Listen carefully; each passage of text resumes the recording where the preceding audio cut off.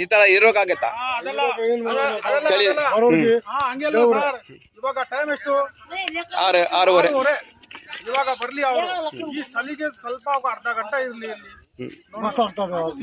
ಇಲ್ಲಾಂದ್ರೆ ನಾವೇನೋ ಇರ್ತೀವಿ, ಅವ್ರೇನೋ ಇರ್ಲಿ. ಸರಿ, ಮನೆ ಕೊಡೋರು ಕಿತ್ಕಾಗ್ಬೇಕಾದ್ರೆ ಮೊದ್ಲೇ ಒಂದ್ ವಾರ ಮುಂಚೆ ನಿಮ್ಮನ್ನೇ ಬೇರೆ ಮನೆ ಕೊಡ್ಬಿಟ್ಟು ನೋಡಿ. ಶೆಲ್ಟರ್ ಆಗಿರೋದು ಇದು ಶೆಲ್ಟರ್. ಈ ಅಕ್ಕಪಕ್ಕ ಯಾವ್ದಿಲ್ಲ, ಬರೀ ಊಟಕ್ಕೋಸ್ಕರ ಯಾರೋ ದಾನ ಮಾಡ್ತಾ ಇದ್ರು. ಅದು ಊಟ 2 ಊಟ ಸಿಗುತ್ತಾ 3 ಊಟ ಸಿಗುತ್ತಾ? ನಿಮ್ಗೆ ಊಟ ಎಷ್ಟು ಟೈಮ್ ಸಿಗುತ್ತೆ? 2 ಟೈಮ್. 500,000 ನೀವು ದುಡಿತಾ ಇದ್ರಿ, ಎಲ್ಲ ಪಟ್ಪಾಟದಲ್ಲಿ ಏನೋ ಕೆಲಸ ಮಾಡಿ ದುಡಿತಾ ಇದ್ರಿ. ಇನ್ನು 2 ಟೈಮ್ ಊಟ 200 ರೂಪಾಯಿ. ಮನೆ ಅಲ್ಲ, ಮನೆ ಎಲ್ಲ ಹೋಯ್ತಲ್ಲ. ಟೀ ಕಾಸು ಇಲ್ಲ. ಈ ತರ ವ್ಯವಸ್ಥೆ ಇದೆ, ಏನ್ ಮಾಡಕ್ಕಾಗಲ್ಲ. ನೋಡಿ ಇಲ್ಲಿ ಪಕ್ಕದಲ್ಲಿ ನಾವು ನಮ್ಮ ಪ್ರಶ್ನೆ ಸರ್ಕಾರಿಗೆ ಇಷ್ಟೇ. ಮನೆ ಕಟ್ಟುವಾಗ ಏನ್ ಮಾಡ್ತಾ ಇದ್ರಿ? ಕರೆಂಟ್ ಕೊಟ್ಟಿದ್ದೀರಾ? ಆ ಕರೆಂಟ್ ಕೊಟ್ಟವಾಗ ಕರೆಂಟ್ ಕೊಟ್ಟಿ, ಇಲ್ಲಿ ವೋಟರ್ ಐ ಡಿ ಇದೆ, ಎಲ್ಲ ಇದೆ. ಯಾಕೆ ಮಾಡಿದ್ರಿ ಇದು? ಇದು ಬೇಕಾಗಿತ್ತ? ಅಲ್ಲಿ ಇದೆ ಜಾಸ್ತಿ ಸರ್ಕಾರದ್ದು ಇರಲಿ, ಸರ್ಕಾರದ ಆಸ್ತಿ ಇರಲಿ ಪರವಾಗಿಲ್ಲ. ಇದು ಕಿತ್ತಾಕ್ಬಿಟ್ಟು ನೀವು ಕೊಡ್ತೀನಿ ಅಂದರೆ ವಸತಿ ಏನು ಈ ವ್ಯವಸ್ಥೆ? ಸಿದ್ದರಾಮಯ್ಯ ಅವರೇ ನೋಡಿ, ಬಡವರು ಸರ್ಕಾರ, ಮೈನಾರಿಟಿ ಸರ್ಕಾರ. 1 ತಾರೀಕಿಗೆ ಮನೆ ಕೊಡ್ತೀನಿ ಅಂತ ಹೇಳಿದ್ರು. 1ನೇ ತಾರೀಕು ಮನೆ ಹೇಳಿದ್ರ? ಇವಾಗ ಎಷ್ಟು? 5ನೇ ತಾರೀಕು,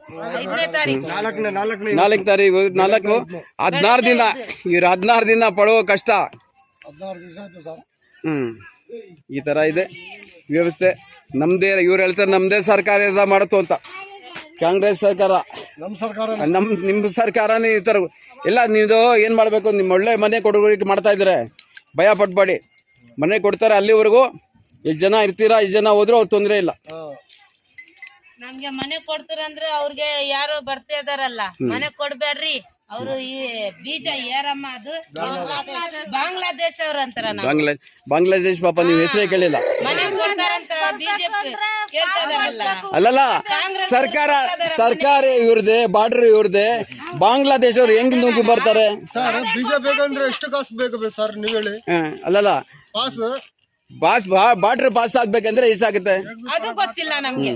ನಿಮ್ಗೇನು ಗೊತ್ತಿಲ್ಲ. ಬಾಂಗ್ಲಾದೇಶ ಅದು ಮಾಡ್ತಾ ಇದೆ. ಇಲ್ಲಿ ಒಳ್ಳೇದಾಗುತ್ತೆ. ಆಯ್ತು, ಧನ್ಯವಾದ ಎಲ್ಲರಿಗೂ, ಧನ್ಯವಾದ. ಒಳ್ಳೇದಾಗ್ಲಿ. ಕೇಳಿ, ಅಲ್ಲನ್ನ ಹತ್ರ ಕೇಳಿ, ಒಳ್ಳೆ ವಸತಿ ಸಿಗುತ್ತೆ, ಎಲ್ಲ ಕೆಲಸ ಒಳ್ಳೇದಕ್ಕಾಗುತ್ತೋ. ಇದರ ನೋಡ್ಕೊಡಿ. ಹಾಕುವಾಗ ನೋಡಿ, ಯಾರೋ ಬಂದು ಕೇಳಿ, ಓಟ್ ಹಾಕಿದೀವಲ್ಲ, ಇದೇನಾ ಫಲಿತಾಂಶ ಕೊಟ್ಟಿದ್ದಂತ ಕೇಳಿ.